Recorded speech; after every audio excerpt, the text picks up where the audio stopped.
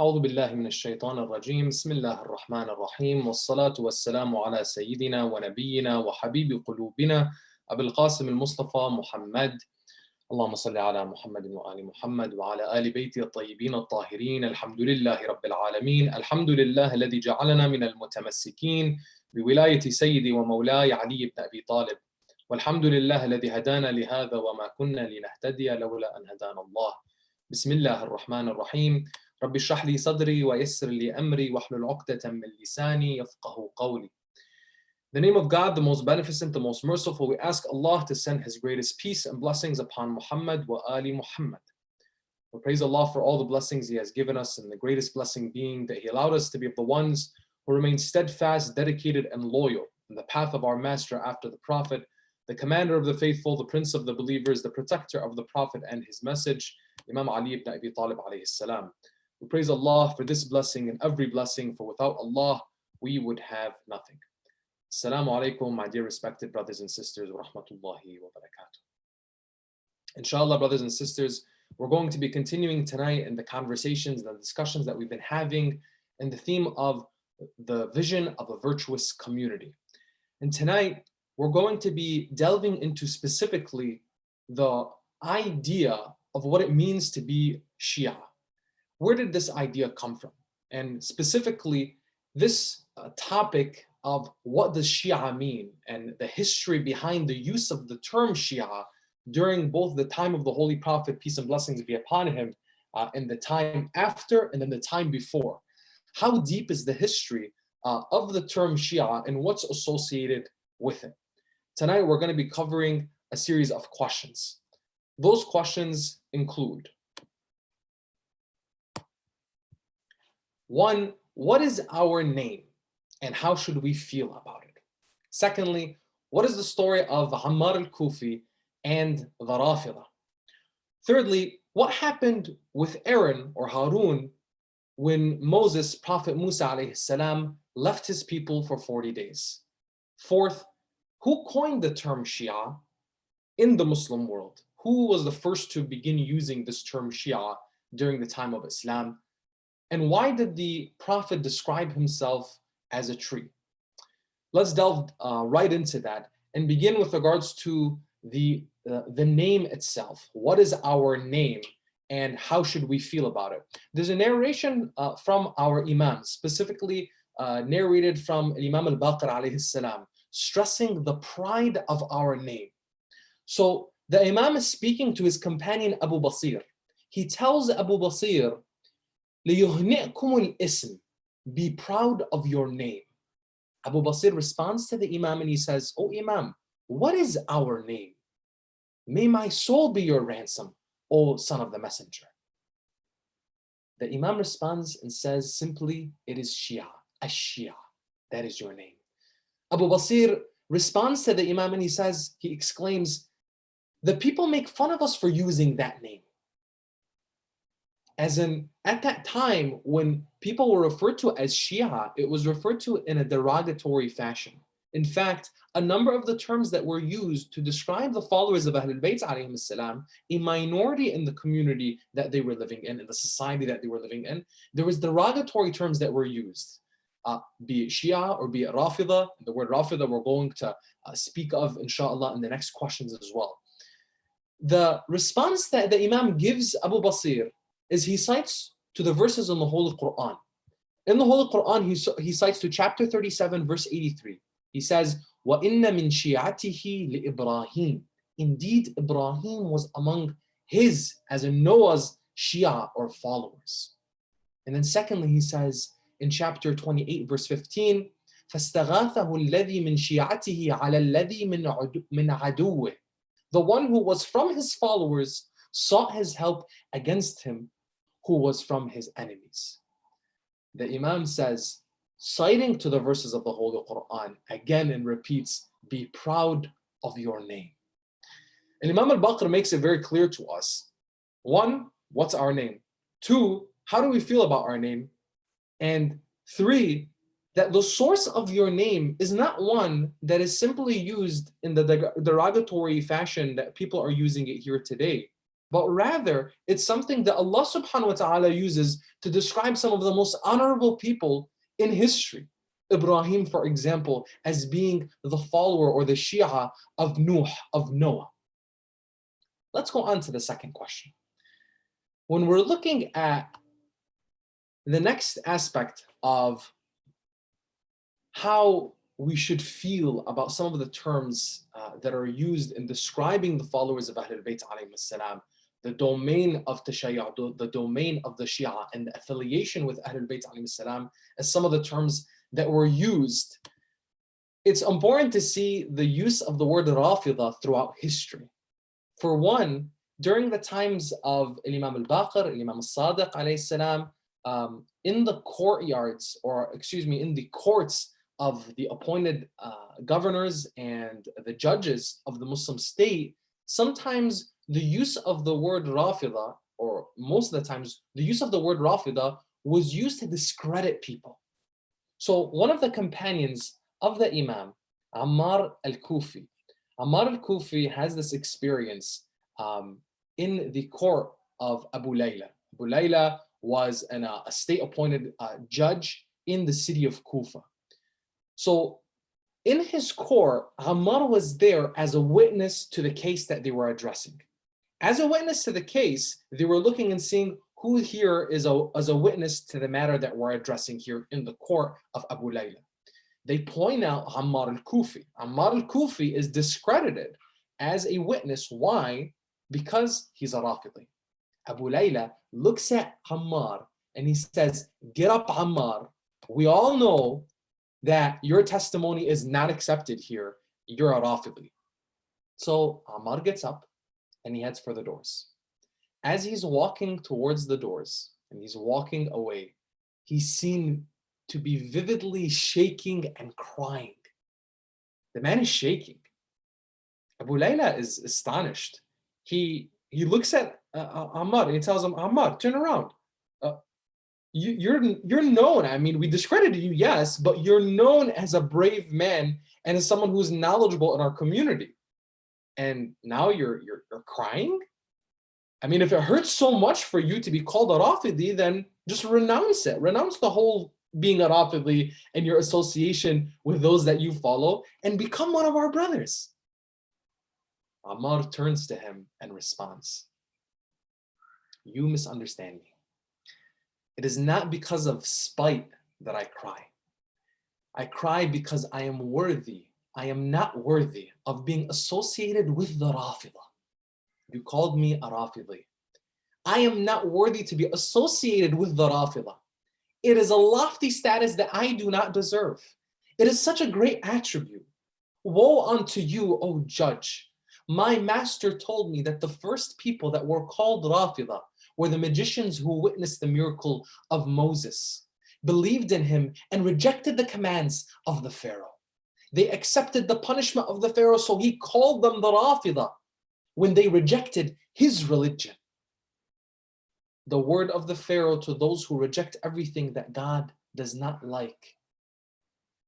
I cry over myself out of the fear that God will look at my heart and he will ask me, O Ammar, are you really a person who rejects everything that is wrong, rejects everything that is against God, and obeys everything that is right and what I have ordered you? Are you truly like this? That I know would lead to a great chastisement." And he left. Abu Layla is just dumbfounded. Everyone in the court is dumbfounded at his response. And word went around town that Ammar al-Kufi essentially told off the judge in such a way, such an eloquent, beautiful, poetic way. Word came to Imam al-Sadiq alayhi salam.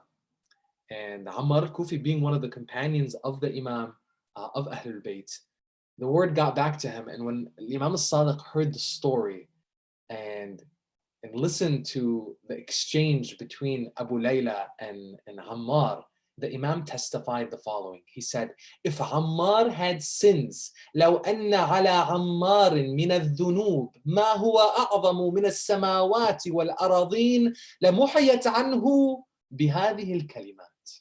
if Ammar had sins greater than all the heavens and all the earth, they would be wiped away because of these words. These words will increase his good deeds before his Lord, the Almighty and the Majestic, so that he will make every small deed the size of a mustard seed 1,000 times greater than this world. The term Rafida, as we see and we look back into history, was not one that was merely used with just the magicians that rejected the Pharaoh and believed in Musa alayhi salam. In fact, this was seen in the relationship of Musa alayhi salam with Harun, with Aaron, and the followers of Aaron. Now, what happened in the third question that we're addressing? What happened with Musa, Aaron, and Aaron's followers? When Moses went away for 40 days and left his people, he made sure that they realized and they knew that the person in charge here, the one that you follow, the one who's taking my place, the one who I want you to follow just as you followed me, is who? Is Harun, Aaron. And Allah subhanahu wa ta'ala, if we remember some of the verses from the Holy Quran, for example, when I begin my introduction every day, رب اشرح لي صدري ويسر لي أمري واحلل عقدة من لساني يفقهوا قولي. The verses continue, and this is actually a supplication in the Quran by Musa to Allah subhanahu wa ta'ala regarding going to the Pharaoh. And he speaks to Allah, asking him, "Oh Allah, and make for me a supporter, my brother Harun." So Harun was always there for Nabi Musa, always there to be as his supporter. Wazirun min ahli, a supporter from my family, someone to be there for me at all times, and in my absence to continue after me. So Aaron was to Musa as that successor, as that guardian, as that leader that he could rely on in his absence. And when he would leave for 40 days, he would rely on Aaron. Now, as we know in the stories of the Holy Quran, what happened with the people of Musa was that the majority of them began worshiping the calf. And it wasn't that all of them worshiped the calf. In fact, there was a small group of people that chose not to worship the calf and chose to stay loyal to Aaron and remain on the path of Musa and Harun. So when we're looking at Musa and Harun, or Moses and Aaron, we're seeing a majority of their followers during this 40-day period, they begin worshiping the calf. They move away from the teachings of our prophet Moses in the oneness of God and the justice of God, and making sure that you worship God alone. God is simple, God is unique, God is one, there's none like he. Aaron held on to that. His followers held on to that. And when they did not waver from their position and they would not join the others in worshiping the calf, they began calling them the Rafida. And they began belittling them and wanting to harm them and saying, you people, you don't want to join us? You're the Rafida, you're the rejectors. So that they would also become known as the Rafida. It's beautiful in that the Holy Prophet, peace and blessings be upon him, he often compared himself and his relationship with Amir al-Mu'mineen alayhi salam to that of Moses and Aaron. He tells Amir al-Mu'mineen, he says, Ya Ali, anta minni, that you are from me, and you are to me as Aaron was to Moses, except that there is no prophet after me. Aaron was a prophet in his own right, and he was the successor of Musa alayhi salam, and that in his absence he would always be there to make sure that the affairs of the faith and the faithful were taken care of, just as Ali ibn Abi Talib, Amir al-Mu'mineen, was in the position to the Prophet himself. Now, when we're looking further, we also see it's important for us to realize, after the use of the word Shia in the Holy Quran, in looking at all the stories of the prophets, be it with Prophet Ibrahim alayhi salam, or Prophet Noah, or Prophet Moses and Prophet Aaron, there's a number of times where the word Shia is used, and or even the word Rafida is used historically. Some would use it as a derogatory term. However, in the use of Allah subhanahu wa ta'ala, many a times, especially when it came to the prophets, it came to address these followers. And as we know, simply put, the word Shia means followers of. Of course, there could be followers of bad people and there could be followers of great people. The significance of the word Shia comes from what? The significance is attached to who are they following. So in our case, when it comes to Shi'at Ali ibn Abi Talib, it is the followers of Amir al-Mu'mineen and everything that he stood for and everything that he represented.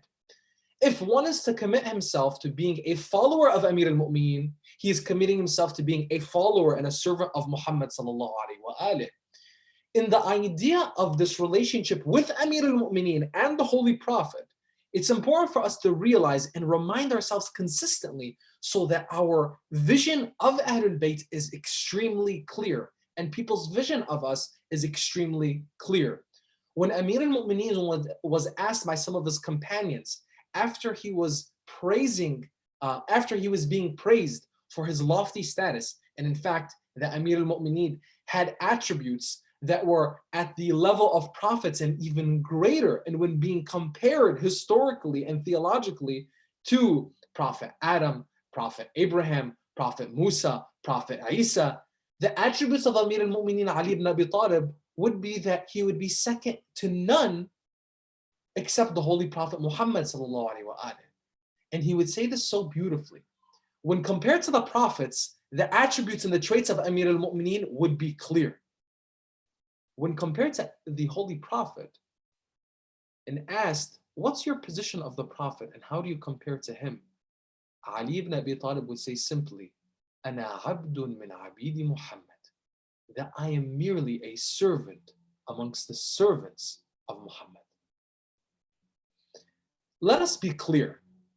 When we praise Amir al-Mu'mineen, Ali ibn Abi Talib, when we think of him, when we adore him, when we attach to him, when we have this pride in being associated with him and connecting to him as our path to Allah subhanahu wa ta'ala, it is merely as that path to the Prophet and that connection to him. Because he makes it clear to us that he is nothing but a servant to him. So that love for Ali is that love for Muhammad, and that love for Muhammad is that love for Allah. And we'll see through the narrations of the Prophet himself, how does that all come together? Now, who was the first person, or who coined the term Shia in the Muslim world? We see it used in the Holy Quran, we see it used historically, but the word Shia in the Muslim world, who began using it? Who was the first to use it? Of course, it was the Holy Prophet Muhammad sallallahu alaihi wasallam. The Holy Prophet Muhammad sallallahu alaihi wasallam is narrated by Ibn al-Abbas. He says, Ya Ali, shi'atuka humul faizun yawm al-qiyamah. فمن أهان واحدا منهم فقد أهانك ومن أهانك فقد أهانني ومن أهانني أدخله الله نار جهنم خالدا فيها وبئس المصير. O Ali, the Prophet is speaking to Amir al-Mu'mineen, your Shia are the victors on the day of judgment. Whoever insults one of them, your followers, has insulted you. And whoever insults you has insulted me. And whoever insults me, God will settle him in hellfire where he will stay eternally. What a wretched fate. He continues, Ya Ali, anta minni wa ana mink, ruhuka min ruhi, wa tinatuka min tinati, wa shi'atuka khuliqu min fadli tinatina. فمن أحبهم فقد أحبنا ومن أبغضهم فقد أبغضنا ومن عاداهم فقد عادانا ومن ودهم فقد ودنا. Look at the relationship that the Prophet has established between the followers of Ali, Ali and Muhammad and Allah. Oh Ali, you are from me and I am from you. Your soul is from my soul. Your clay, as in your creation, is from my clay, from my creation. And your Shia were created from the remainder of our clay, from our own creation. Whoever loves us, whoever loves them, has loved us. And whoever hates them has hated us. And whoever opposes them has opposed us. And whoever shows them affection has shown us affection. Now, this is a beautiful reality for us to reflect and a great responsibility for us to realize. The connection that we have as being followers of Amir al-Mu'mineen Ali ibn Abi Talib alayhi salam does not come in mere virtue of saying Aliyun Waliullah or having a general admiring relationship, an adoration for the Prophet and his family, and specifically to Amir al-Mu'mineen.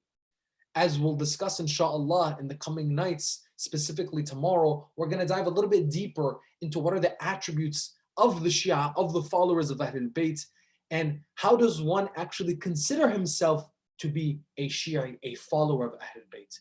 Again, stemming from one of the previous discussions we had with regards to Islam and Iman, and how does one truly come into Iman, and that is directly related to what? The conduct and behavior and commitment to action, where it is not merely something that we say, but it's something that we do. It is not merely something that comes from our tongues, but it is settled in the heart. Amir al-Mu'mineen alayhi salam was that greatest servant of Muhammad sallallahu alayhi wa alayhi. And we commit ourselves and try to commit ourselves as his followers to emulate his path and being on the path of Muhammad sallallahu alayhi wa alayhi. Now, let's go finally to the last question when it comes to the Holy Prophet sallallahu alayhi wa alayhi and describing himself as a tree. The Prophet is like a tree, by his own words. Ibn al-Harith narrates from Imam Ali alayhi salam that he heard the Holy Prophet, peace and blessings be upon him, say, مثلي مثل الشجرة مثلي مثل شجرة أنا أصلها وعلي فرعها والحسن والحسين ثمرتها والشيعة أوراقها فأبى أن يخرج من الطيب إلا الطيب. My likeness is that of a tree. I am its root. Ali is its branch. Hassan and Hussein are its fruits, and the Shia are its leaves. Indeed, nothing will spring from what is good except what is similarly good. Now, again, bringing this all together, as we look at this relationship that we have with the Holy Prophet sallallahu alaihi wasallam and Amir al-Mu'mineen alayhi salam, it's important for us to realize that from a sociological perspective, like we mentioned yesterday, from a socio-religious standpoint, that we're looking at ourselves and we're looking at everybody else around us. Though that there is great significance placed on that core identity as being followers of Ahlul Bayt alayhim as-salam, what does that do for the way we look at everybody else? When people generally see themselves and they see themselves in a lofty status, that can induce one to begin behaving towards other people in a negative way.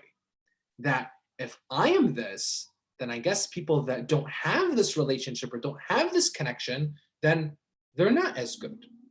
But to the contrary, the way that Ahlul Bayt alayhim as-salam raised their true followers are to be like Ammar al-Kufi in the court of Abu Layla, when he would be embarrassed to even assume the word Rafida, assumed the word Rafida, and it was used as the derogatory term to him. He didn't stand and say, yes, I am a Rafidi, and I'm going to walk away in a fashionable, cool manner, as you would see in a lot of movies, where he storms out and he said, yeah, I'm the Rafida. No, not at all. He took that as a moment of reflection for himself. And he said, I don't even deserve the word that you're using. You may not know what it means. You may not know you may not realize the meaning of it and its true depth, but I do.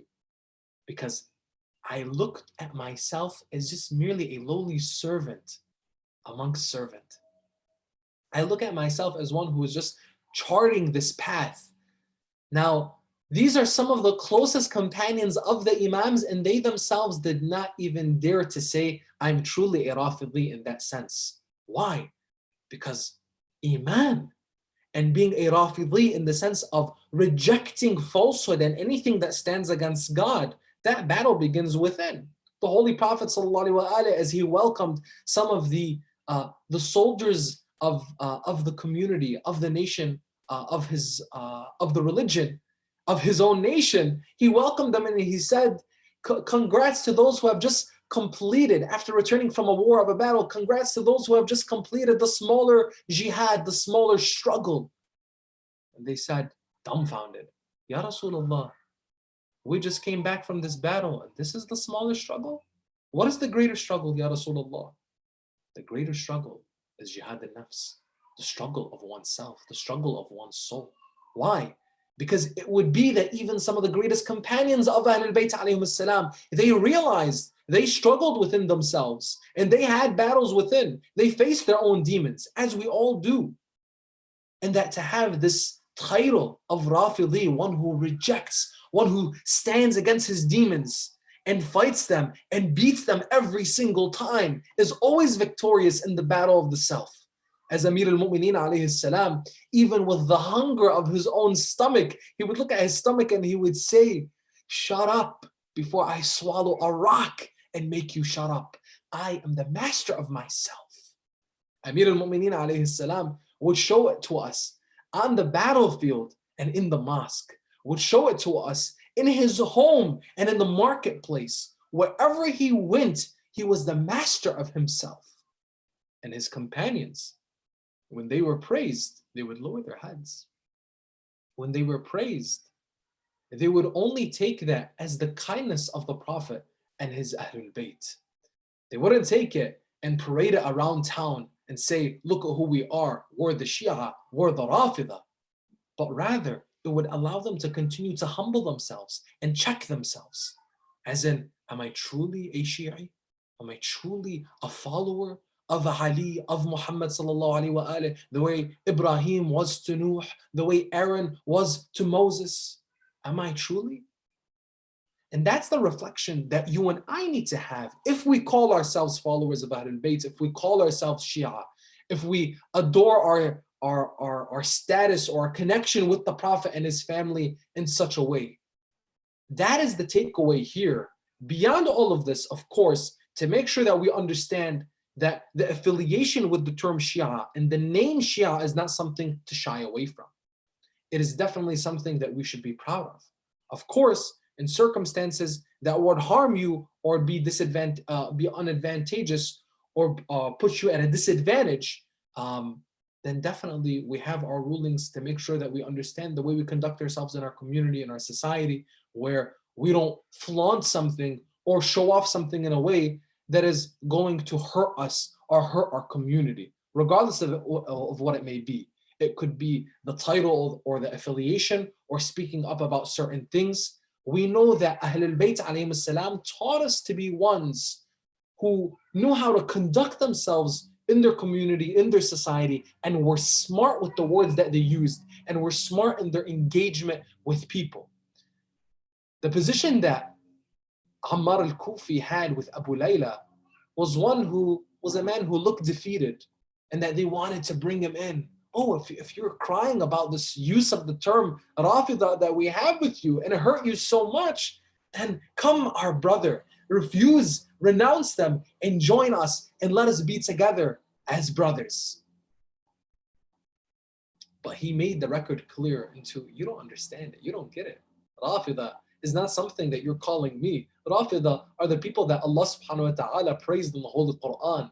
Allah subhanahu wa ta'ala elevated the status of these individuals who committed themselves to a lifestyle of dedication to Allah, removing from their hearts falsehood and cruelty of all forms, and committing themselves to justice and righteous doing all the time. Now, we, alhamdulillah, have addressed these few questions and made sure that we covered the following. We covered what Imam al-Baqir alayhi salam said as in being the name of his followers as an Shia, and to be proud of our name. That we covered in the second question, Ammar al-Kufi, who was praised by Ahlul Bayt for bringing honor to what was used as a derogatory term, and cleared the record of what it truly means to be a Rafidi. And in that sense, that people who use this term, you don't realize this. If you are someone who is on the path of truth, and you're the person who is claiming to be a Muslim and a follower of the Holy Prophet, then definitely you would want to be a Rafidi, because that is one who is rejecting all things, all falsehood.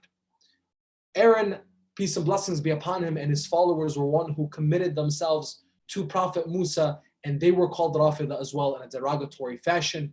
But Moses would praise Aaron and praise his followers for ones who stayed committed to his path. The Prophet Muhammad ﷺ would be the one who would coin the term or the use of the term Shia and would talk about the significance of the followers of Amir al-Mu'mineen alayhi salam. Remember that when it comes to the Prophet and the followers of Ali, he had a loving heart towards them, and he had a loving relationship with them.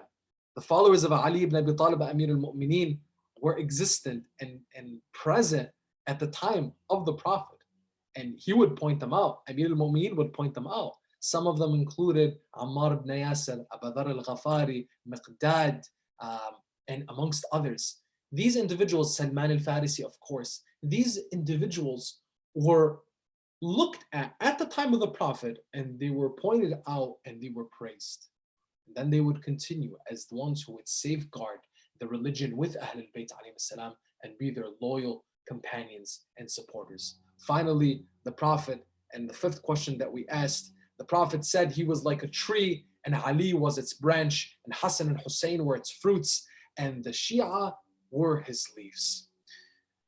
Brothers and sisters, we'll continue the conversation inshallah in the coming nights and continue to delve deeper into the vision of a virtuous community. Thank you for joining us tonight, and inshallah in the coming nights.